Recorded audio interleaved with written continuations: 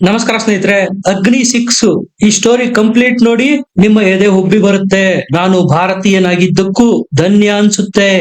ಬಂಗಾಳ ಕೊಲ್ಲಿನಲ್ಲಿ ಭಾರತ ಘೇರಾಬಂದಿ ಹಾಕಿದೆ. ಸಂಪೂರ್ಣ 3550 ಕಿಲೋಮೀಟರ್ ಕ್ಷೇತ್ರದ ವ್ಯಾಪ್ತಿನಲ್ಲಿ ಒಂದು ಗುಬ್ಬಿನೂ ಹಾರುವಂತಿಲ್ಲ. ಅಂತಹ ಲಕ್ಷ್ಮಣ ರೇಖೆ ಎಳೆದಿತ್ತು ಭಾರತ. ಪೂರ್ತಿ ಪ್ರಪಂಚದಾದ್ಯಂತ ಪಿನ್ ಡ್ರಾಪ್ ಸೈಲೆನ್ಸ್. ಅಂತಹ ಮಹಾಕಾಳ ಅಸ್ತ್ರದ ಪ್ರಯೋಗ ಆಗ್ತಾ ಇರೋದು. ಅದರ ಗರ್ಜನೆಗೆ ಇಡೀ ಪ್ರಪಂಚನೇ ಸ್ತಬ್ಧ ಆಗೋಗಿದೆ. ಪಾಕಿಸ್ತಾನ, ಚೀನಾ ಸೇರಿದಂತೆ ಹಲವಾರು ದೇಶಗಳು ಬಿಟ್ಟ ಕಣ್ಣು ಬಿಟ್ಟಂತೆ ನೋಡ್ತಾ ಇದ್ದಾವೆ. ಅಷ್ಟಕ್ಕೂ ಸಾಗರದ ಉದ್ದಕ್ಕೂ ಭಾರತ ರಚಿಸಿರ್ತಕ್ಕಂತಹ ಈ ಚಕ್ರವ್ಯೂಹವಾದ್ರೂ ಏನು?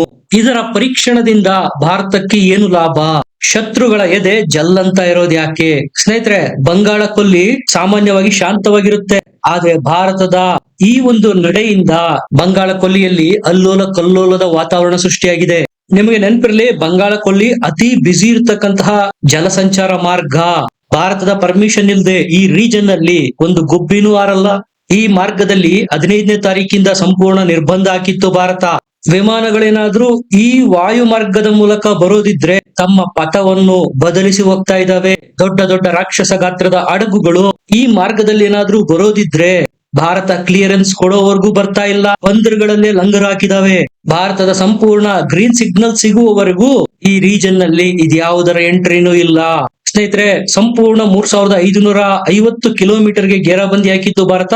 ಅಕ್ಟೋಬರ್ 15ನೇ ತಾರೀಕಿಂದ ಈ ಲಕ್ಷ್ಮಣ ರೇಖೆಯನ್ನು ಮೀರುವ ದುಸ್ಸಾಹಸವನ್ನ ಪ್ರಪಂಚದ ಯಾವುದೇ ದೇಶ ಮಾಡ್ಲಿಕ್ಕಿಲ್ಲ.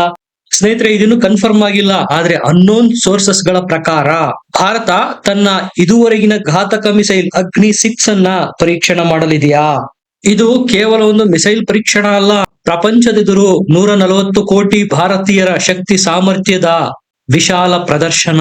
ಈ ಅಗ್ನಿ 6 ಮಿಸೈಲ್ ಪರೀಕ್ಷಣದ ನಂತರ ನಾನು ಏನಂದಿದ್ದೆ ಅನ್ಕೊಳ್ಳಿ, ಪ್ರಪಂಚದ ಯಾವುದೇ ದೇಶ ಭಾರತದ ವಿರುದ್ಧ ಕಣ್ಣೆತ್ತಿ ನೋಡೋದಕ್ಕೂ ಮುಂಚೆ 1000 ಬಾರಿ ಯೋಚನೆ ಮಾಡುತ್ತೆ.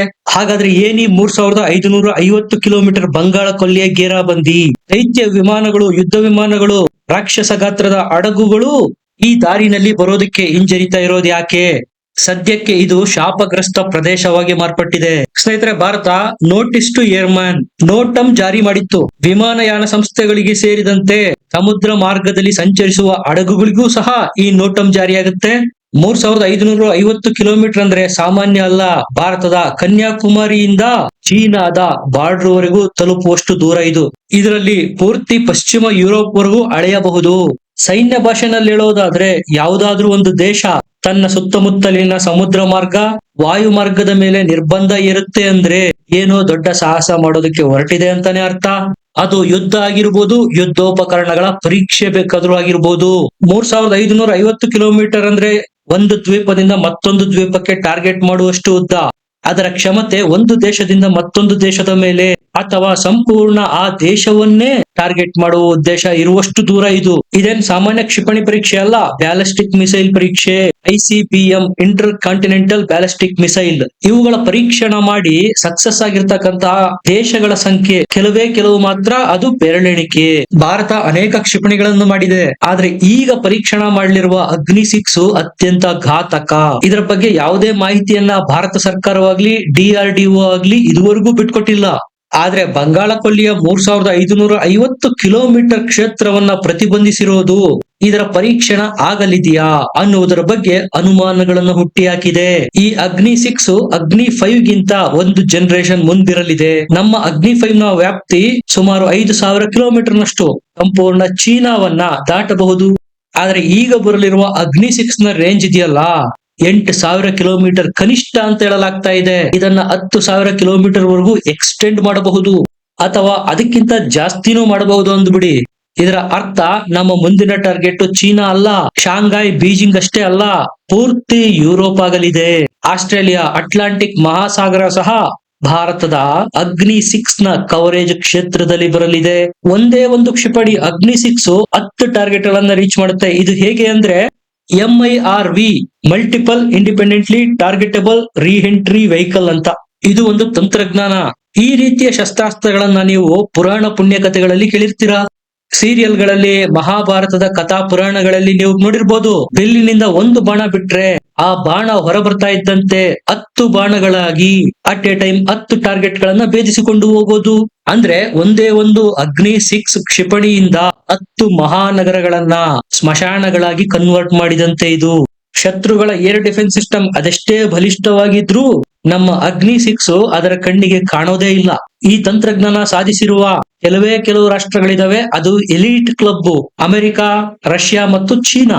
ಈಗ ಆ ಎಲೈಟ್ ಕ್ಲಬ್ ನ ಬಾಗಿಲು ಮುರಿದು ಭಾರತ ಎಂಟ್ರಿ ಆಗಿದೆ 4ನೇ ದೇಶವಾಗಿ. ಚದುರಂಗದಾಟದಲ್ಲಿ ನಾನು ಇಡಲಿರುವ ಮುಂದಿನ ನಡೆ ಇದೆ, ನಿನಗೆ ಶಕ್ತಿ ಇದ್ರೆ, ತಾಕತ್ತಿದ್ರೆ ತಡಿ ಅಂತ ಭಾರತ ಸವಾಲಾಕಿದಂತೆ ಇದು.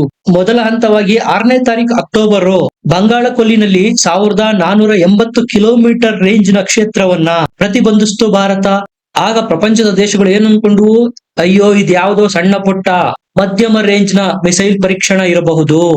ಆದ್ರೆ 7ನೇ ತಾರೀಕು ಅಕ್ಟೋಬರ್ ಭಾರತ ಈ ಪರಿಧಿಯನ್ನ ಅಚಾನಕ್ ಆಗಿ ದುಪ್ಪಟ್ಟು ಮಾಡ್ತು. 2580 ಕಿಲೋಮೀಟರ್ಗೆ ಏರಿಸ್ತು.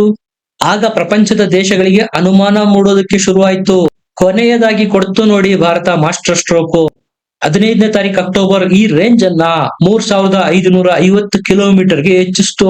ನೋಟಂ ಸಹ ಜಾರಿ ಮಾಡ್ತು. ನೋ ಎಂಟ್ರಿ ಝೋನ್ ಆಗಿ ಬದಲಾಗಿತ್ತು ಬಂಗಾಳ ಕೊಲ್ಲಿ.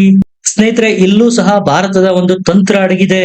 ಸೈಕಾಲಜಿಕಲ್ ವಾರ್ಫೇರ್ ಅಂತಾರೆ ಇದನ್ನ. ಸ್ಪಷ್ಟ ಸಂದೇಶ ಕೊಟ್ಟಿದೆ ಭಾರತ ಪ್ರಪಂಚಕ್ಕೆ. ಇದರಿಂದ ನೀವೇನ್ ಅನ್ಕೊಂಡಿದೀರಾ, ಅದರ ಹಲವು ಪಟ್ಟು ಅಧಿಕ ಶಕ್ತಿ ಸಾಮರ್ಥ್ಯ ಭಾರತದ ಬಳಿ ಇದೆ. ಇದು ಯುದ್ಧದ ಒಂದು ಟ್ಯಾಕ್ಟಿಕ್. ಯಾವುದೇ ಯುದ್ಧ ಮಾಡದೆ, ನಮ್ಮವರಿಗೆ ಯಾವುದೇ ಲಾಸ್ ಮಾಡಿಕೊಳ್ಳದೆ ದುಶ್ಮನ್ಗಳ ಮನೋಬಲವನ್ನೇ, ಮನೋಸ್ಥೈರ್ಯವನ್ನೇ ಕುಗ್ಗಿಸುವ ಯುದ್ಧ ನೀತಿ ಇದು. ಸ್ನೇಹಿತರೆ, ಭಾರತದ ಈ ನಡೆ ಏಷ್ಯಾದಲ್ಲಿ ಚೈನಾಕ್ಕೆ ಇನ್ನಿಲ್ಲದಂತೆ ಕಾಡ್ತಾ ಇದೆ. ಇಷ್ಟು ದಿವಸ ಇವರು ತಮ್ಮನ್ನು ತಾವು ಸೂಪರ್ ಪವರ್ ಅನ್ಕೊಳ್ತಾ ಇದ್ರು. ಏನಾಗಿದೆ ನೋಡಿದಿರೋ ಬದಲಾವಣೆ. ಪ್ರಪಂಚದ 3ನೇ ಅತಿ ಬಲಿಷ್ಠ ಏರ್ ಫೋರ್ಸ್ ಆಗಿ ಭಾರತ ಹೊರಹೊಮ್ಮಿರುವುದು. ಚೈನಾ ಅಲ್ಲ, ಈಗ ಹೋಯ್ತು ಚೀನಾ. ಅಮೆರಿಕ ಮತ್ತು ರಷ್ಯಾದ ನಂತರ 3ನೇ ಸ್ಥಾನ ಭಾರತಕ್ಕೆ ಇರುವುದು. ಅಗ್ನಿ 6 ಅಂತೂ ಚೀನಾದ ಭ್ರಮೆಯನ್ನ ನುಚ್ಚು ನೂರು ಮಾಡಾಕಿದೆ. ಏಷ್ಯಾದ ಸೂಪರ್ ಪವರ್, ಬಿಗ್ ಬಾಸ್ ಅನ್ನುವ ಸ್ಥಾನವನ್ನ ಭಾರತ ಚೀನಾದ ತೆಕ್ಕೆಯಿಂದ ಕಸಿದುಕೊಂಡಿರೋದು. ನಮ್ಮ ಈ ಕ್ಷಿಪಣಿಯ MIRV ಟೆಕ್ನಿಕ್ ಚೀನಾದ ಮಲ್ಟಿಪಲ್ ಸಿಟಿಗಳನ್ನ ಉಡಾಯಿಸುವ ಕಾರ್ಯಕ್ಷಮತೆ ಹೊಂದಿದೆ. ಇನ್ನ ಪಾಕಿಸ್ತಾನ ಅಂತೂ ಬಾಲಂಗೋಚಿ ಬಿಡಿ, ಭಾರತಕ್ಕೆ ಲೆಕ್ಕಕ್ಕೆ ಇಲ್ಲ. ಸಣ್ಣ ಪುಟ್ಟ air strike, surgical strike, operation ಸಿಂಧೂರದಂತಹ ಆಕ್ಷನ್ ಗಳೇ ಸಾಕು ಪಾಕಿಸ್ತಾನವನ್ನ ತಟ್ಟಿ ಮಲಗಿಸೋದಿಕ್ಕೆ. ಈ ಎಲೈಟ್ ಕ್ಲಬ್ ಸೇರಿರೋದ್ರಿಂದ ಭಾರತಕ್ಕೆ ನಾನಾ ಅನುಕೂಲಗಳಿದಾವೆ. UNSC ಪರ್ಮನೆಂಟ್ ಸದಸ್ಯತ್ವಕ್ಕೆ ತನ್ನ ದಾವೇದಾರಿಕೆಯನ್ನ ಮತ್ತಷ್ಟು ಬಲಪಡಿಸಿದಂತಾಯ್ತಿದು. ಇದರಿಂದ ಭಾರತಕ್ಕೆ ಆಗ್ತಾ ಇರುವ ಮತ್ತೊಂದು ಅನುಕೂಲ, ಚೀನಾದ ವಿಸ್ತಾರವಾದ ಮನಸ್ಥಿತಿಗೆ ಭಾರತ ಬಂಡೆಯಂತೆ ಅಡ್ಡ ನಿಂತಿದೆ. ಮತ್ತೊಂದು ಉಪಯೋಗ ಭಾರತಕ್ಕೆ ಇದರಿಂದ ಆಗ್ತಾ ಇರೋದು, ಈ ಅಗ್ನಿ 6 ಸಂಪೂರ್ಣವಾಗಿ ಸ್ವದೇಶಿ ನಿರ್ಮಿತ. ಆತ್ಮನಿರ್ಭರ ಭಾರತವನ್ನ ಪ್ರಪಂಚಕ್ಕೆ ಪ್ರದರ್ಶನ ಮಾಡಿದಂತೆ ಇದು. ಭಾರತ ಈಗ ಕೇವಲ ಶಸ್ತ್ರಾಸ್ತ್ರಗಳನ್ನ ಬೇರೆ ದೇಶಗಳಿಂದ ಆಮದು ಮಾಡಿಕೊಳ್ಳುವ ರಾಷ್ಟ್ರ ಅಲ್ಲ, ತನ್ನಲ್ಲೇ ಶಸ್ತ್ರಾಸ್ತ್ರಗಳನ್ನ ತಯಾರಿಸಿ ಬೇರೆ ದೇಶಗಳಿಗೆ ಮಾರುವ ಶಕ್ತಿಯಾಗಿ ಹೊರಹೊಮ್ತಾ ಇರೋದು.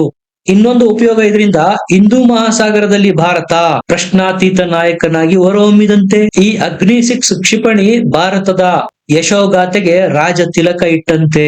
ಒಟ್ಟಾರೆ ಭಾರತ ಅಗ್ನಿ 6 ಕ್ಷಿಪಣಿಯ ಪರೀಕ್ಷಣಕ್ಕೆ ಮುಂದಾಗುವ ಮೂಲಕ ನಾವು ಶಾಂತಿಗೂ ಸೈ, ಸಮರಕ್ಕೂ ಸೈ ಅನ್ನುವ ಸಂದೇಶ ಪೂರ್ತಿ ಪ್ರಪಂಚಕ್ಕೆ ಕೊಟ್ಟಂತಾಗಿದೆ. ನಿಮ್ಗೆ ಏನ್ ಅನ್ಸುತ್ತೆ? ಕಮೆಂಟ್ ಮಾಡಿ, ಲೈಕ್ ಮಾಡಿ, ಚಾನಲ್ ನ ಸಬ್ಸ್ಕ್ರೈಬ್ ಮಾಡಿ.